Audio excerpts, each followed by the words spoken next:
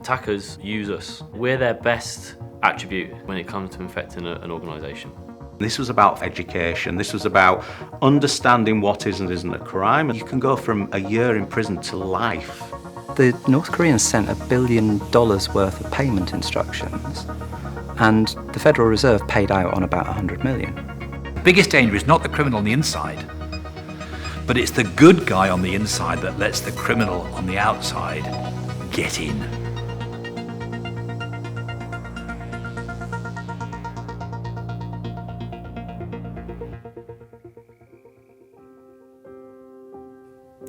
So I've been involved in some research which has had an impact on the way we carry out education and awareness in cybersecurity. So I've worked very closely with the university in London to understand the psyche of employees as to why they kept clicking on phishing links and things weren't improving during phishing simulation rollouts. And we came out with some really interesting data. I think at first people thought, well, maybe employees don't care about the company, but most people do care about the organisation that they work for very much. So some of the reasons were, for example, risk versus convenience. So they may be aware of the risk, they've done maybe a little bit of training and were aware of the risk, but they have a job to do. So if the security is too hard or they don't really know what to do, then they're going to find a workaround for that. Lack of awareness. Sometimes people just don't know what they are and aren't allowed to do. One of the things I strongly believe in is that it should be led from the top. Senior leaders should be showing the way cybersecurity should be done. Not sharing their passwords, for example. There was social peer pressure. Administrators are sometimes asked to do something for their boss. They know they're not allowed to use their passwords, but they feel that pressure to do that. And then there's responsibility versus accountability. People don't actually think it's their responsibility, and as I've mentioned before, I think that is one of the key things, that people don't see it as an IT issue. There were some really good pieces of data that came out and some reasons why, so we were able to base the communication strategy and the plan going forward on that data to help address those issues. So psychology plays a major part in the way that any organisation may choose to educate and train their staff. In some cases, organisations may choose to use quite draconian measures with significant consequence management, where other organisations may choose to be a bit more liberal and open-minded. But what is the answer? I think you need to tell stories. We have to be careful how we tell them. So generally, we do punish people. People have lost their jobs for exhibiting the wrong behaviours. We want to make sure that that's a proportionate response, first and foremost. If people don't think they're being treated fairly, then they're going to complain, and rightly so. So, we want to make sure, well, if we see a bad behaviour, was it accidental? If somebody leaves a bag on a train, which has happened, with sensitive documents in, which has happened, that's an accident, that happens, right? Everybody's left something behind at some point. What did they do next? The person who got off the train at 7 o'clock and was in front of their manager at 7:20 saying, I need your help, I've just made a big mistake, absolutely should not see any sanction whatsoever, because they've made a human error and they've done everything they can to fix that error. If we had a situation, hypothetically speaking, where somebody perhaps didn't think it was important, didn't tell anyone for 3 or 4 days, that's a different matter. And those are the stories that we also need to tell. So I've been part of a phishing consequence management programme whereby emails would be sent out globally to the organisation, and the number of emails that people click on is tracked. So if they fall once, then there'll be a certain consequence. For example, watching a video, something very simple that everyone makes mistakes. If someone clicks on it a second time, there may be, for example, having a conversation with their manager as to, do you realise what you're doing by clicking on this? You need to pay more attention. The third time, there might be, for example, a conversation with the security team where we try and delve a little bit deeper. And so the consequences will get gradually more serious. But having said more serious, we would be running it in an atmosphere of trust and not fear, so people don't get into trouble as such.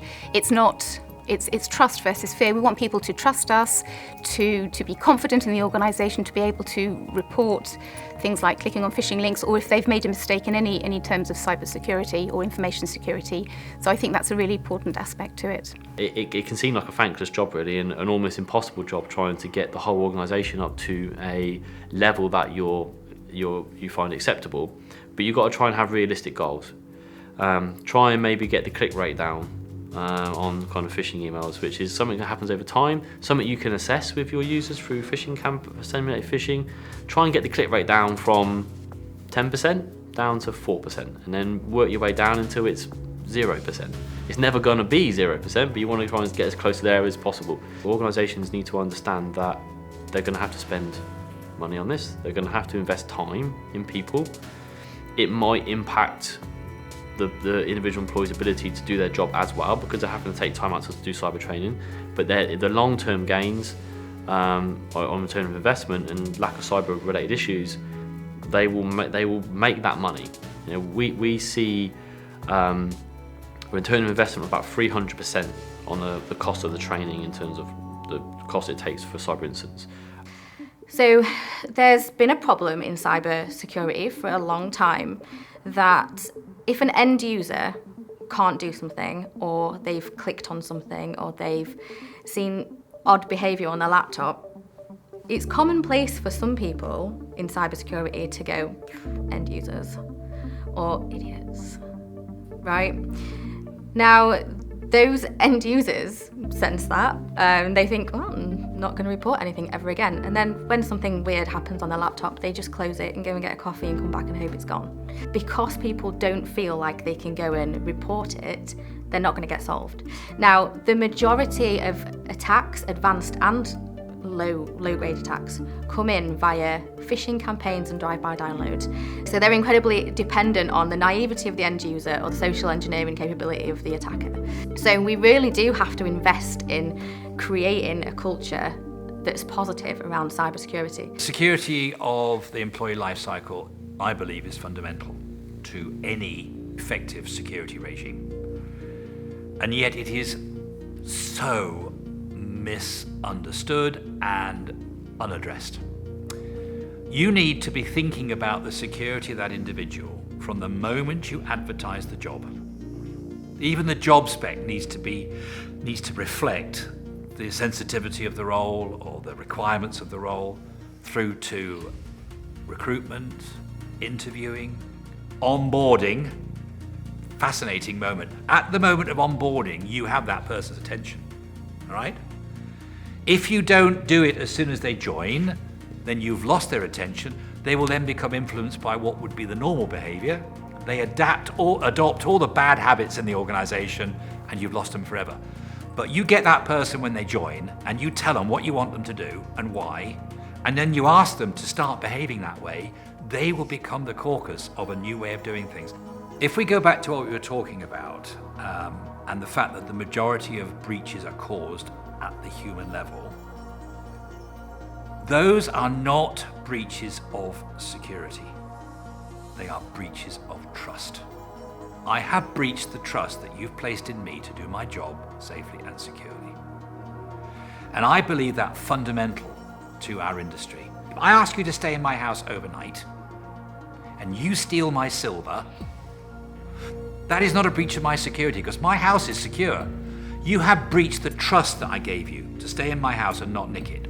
I can breach security by breaking a window, but I can breach trust by taking home documents. Even if I'm taking them home for the right reasons, because I want to work on them at home. Human layer security is about trust. Everything else is about security, but this bit is about the trust that I place in you as an employee, and the way that you, as that employee, handles that trust.